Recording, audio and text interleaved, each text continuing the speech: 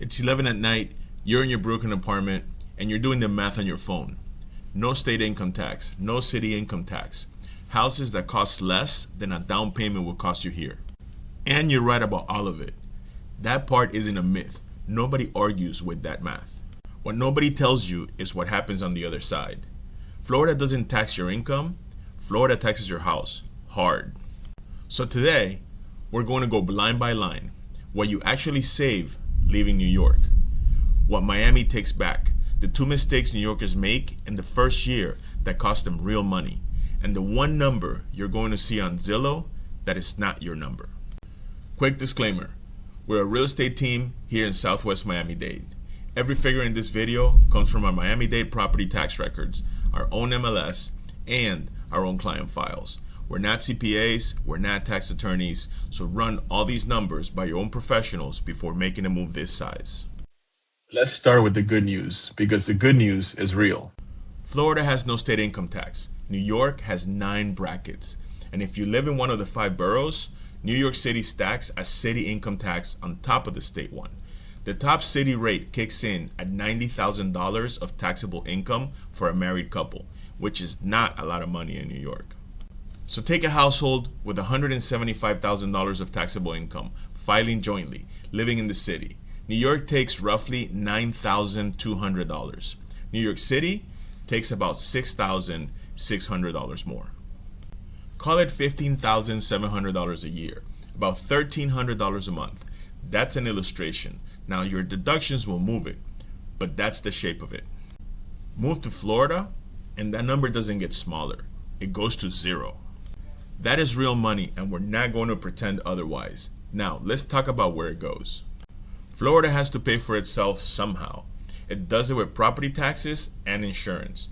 And in Miami-Dade, both of those are higher than almost anywhere you have ever lived. Here's our example. A $700,000 house in Kendall, 3 bedrooms, 1980s construction, unincorporated Miami-Dade, completely ordinary. Property taxes on that house, with homestead exemption applied, run about $11,160 a year. Then add the solid waste assessment, $702 a year. That's your garbage collection. It shows up on your tax bill, and it's not on Zillow, not on your county's own tax estimator, and not in any mortgage calculator you'll find online. Total, $11,866 a year, $989 a month. Now insurance, and this is where New Yorkers get hurt. We're not licensed insurance agents, so get a real quote from a real agent. But here's the range we see. In our market, homeowners insurance runs between 0.55% to about 1.3% of the purchase price every single year. On a $700,000 house, that's $3,859 to about $9,000 a year. $321 to $758 a month. Same house, same street. The difference is almost entirely the roof and the windows. So put the two together, property tax and insurance on this house runs $1,310 to $1,747 a month. Now go back to the New York income tax number, $1,300 a month. The state and city income tax that you stop paying in New York is roughly the property tax and insurance you start paying here in Miami. Get a good insurance quote and you come out ahead. Get a bad one and you come out behind. Now this comparison assumes you were renting in the city. If you own that house in Westchester or out in Long Island, the conversation will be completely different. Those counties are the highest median property tax bills in the entire country. The Census Bureau caps a survey at $10,000 a year, and both of them sit right at the ceiling, which means the real number is higher than the census can even average. Against that, $989 a month in Kendall is a genuine cut. But understand what it is. It's a cut. It's not an escape. You're still paying property tax. You're just paying less of it. Now, let's talk about the mistake. And most New Yorkers make this one. And it's the single most expensive thing in this video. You're searching online. You find a house in Kendall. You scroll down to the down payment breakdown. Under property taxes, it says $3,401 a year. And you say to yourself, is that it?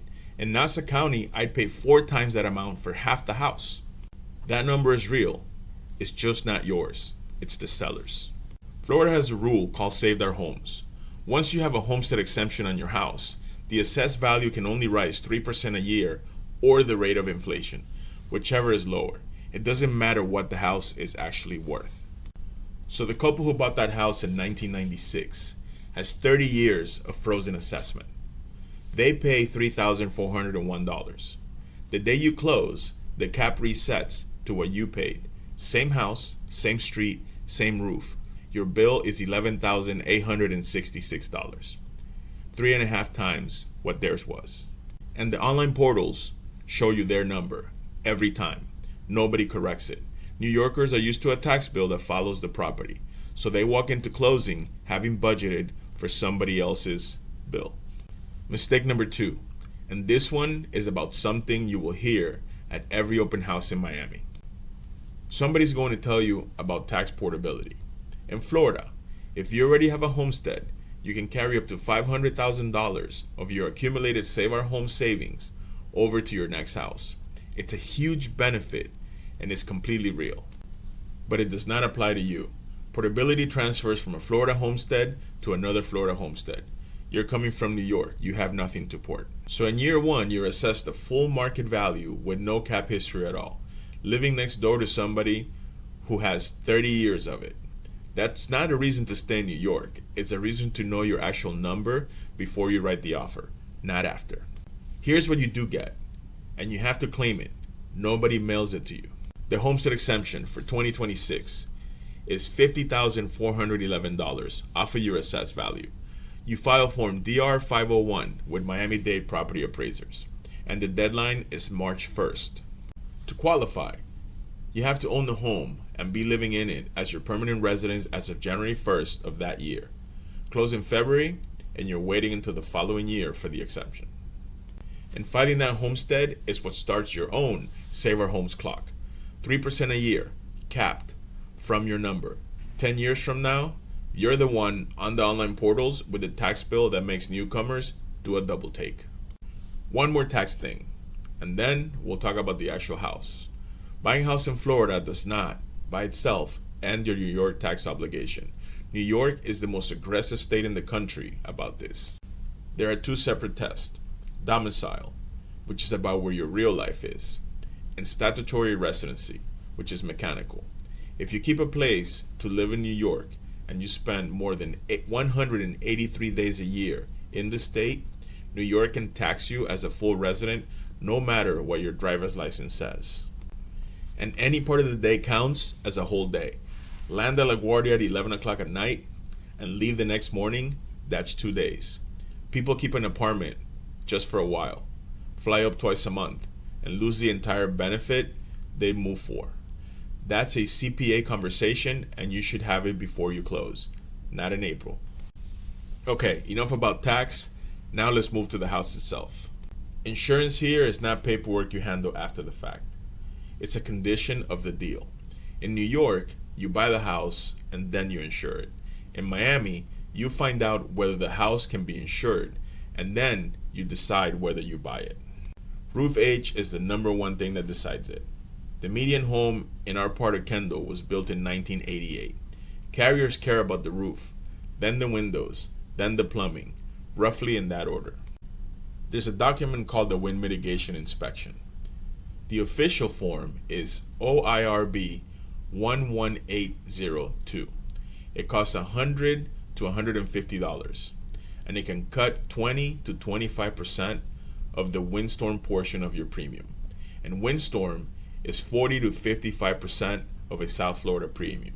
That inspection is the best money you'll spend. There's real good news here too. Citizens is cutting rates in Miami-Dade by an average of 14%, about 42,000 homes, applying at renewal starting on June 1st. Private carriers are filing decreases as well. 17 to 18 new carriers have entered the Florida market since 2022 reform. This is a market generally better than it was 3 years ago. And then there's the association. In New York, you either have a co-op board or you don't. Out here, many homes have an association, and sometimes it's layered. A master association and a sub-association, two separate bills. For example, in the hammocks, the master association pays $212 a quarter. Every single homeowner pays it. On top, whatever their subdivision charges. The MLS sometimes doesn't show this correctly, so ask for both in writing. So here's the entire monthly number on that $700,000 house, 5% down. Principal and interest, $4,203. Property taxes, $989.